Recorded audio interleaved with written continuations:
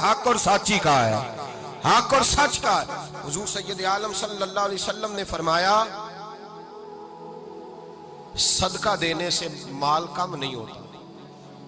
صدقہ دینے سے مال جی کیا کرنے سے؟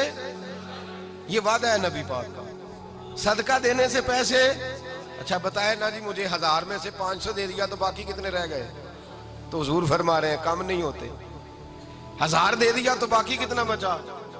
نہیں بھائی، میرے محبوب فرماتے ہیں تو اللہ کے رستے میں ایک دے وہ تجھے 700 گنا کر کے واپس عطا فرمائے گا۔ نبی پاک نے فرمایا صدقہ دینے سے مال کم نہیں ہوتا، اور فرمایا معذرت کرنے سے عزت میں کمی نہیں آتی۔ معذرت کرنے سے عزت میں کمی، اللہ اکبر، معذرت کرنے سے عزت میں کمی۔ اور حد کر دی میرے حبیب نے، فرمایا تو رب کی رضا کے لیے عاجزی کر، تیرے نبی کا وعدہ ہے اللہ تجھے عزت عطا فرما دے گا۔ تو جھک جا اللہ کی رضا، عاجزی اختیار کر، سادگی اختیار کر، سادگی عاجزی کر، تجھے اللہ۔ ایک دو باتیں اس میں ارشاد، ایک معذرت کر غلطی ہو جائے، اور دوسرا پہلے عاجزی کی بات سنے۔ حضرت عمر بن عبدالعزیز بادشاہ تھے، سوئے ہوئے تھے، غلام بھی پاس آرام کر رہا تھا، مہمان بھی آئے تھے۔ غلام کی ڈیوٹی تھی ہر وقت حضرت کے پاس رہنا۔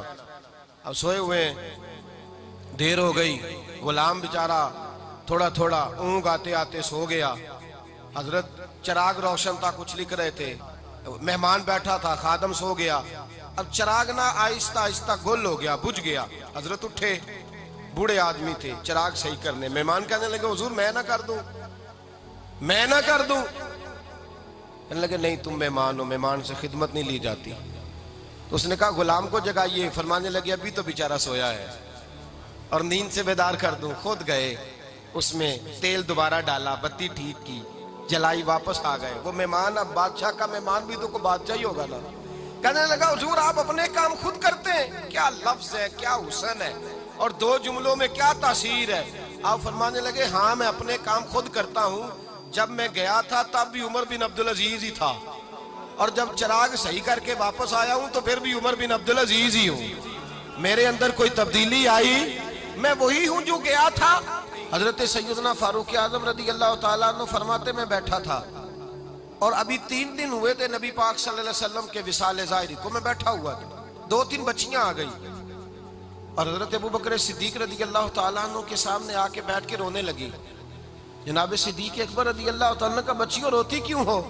تو کہنے لگے آپ خلیفہ بن گئے ہیں، جب سے ہمارے ابا کا انتقال ہوا تھا ہمارا ذریعہ معاش یہ تھا کہ ہم نے بکریاں رکھی ہوئی تھی، آپ روز آتے تھے، بکریوں کا دودھ دھوتے تھے، ہم پی بھی لیتی تھی، بیچ کے گزارا بھی کر لیتی، اب آپ تو خلیفہ بن گئے، کون آیا کرے گا؟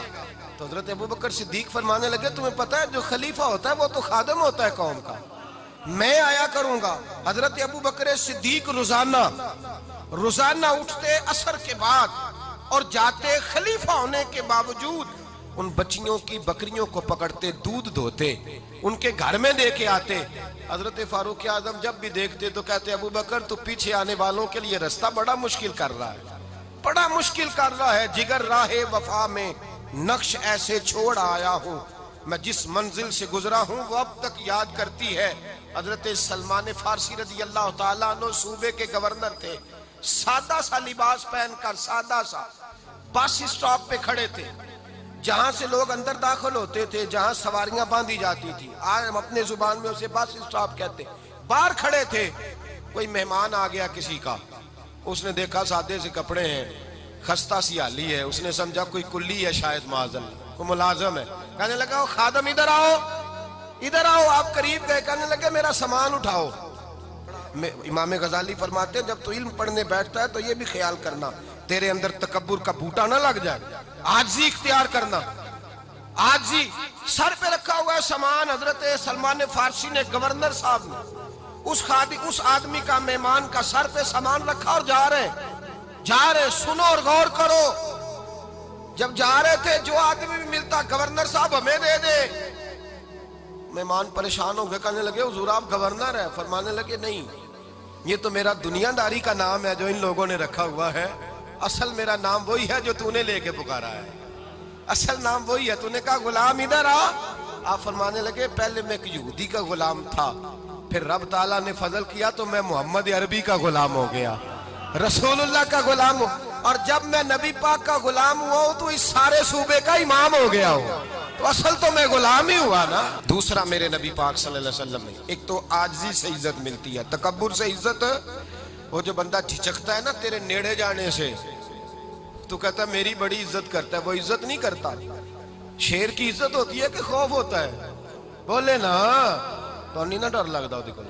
شیر کا کیا ہوتا ہے؟ خوف، اس کی عزت نہیں ہوتی۔ تو درندہ ہے، درندوں کی بھی کبھی عزت ہوتی ہے؟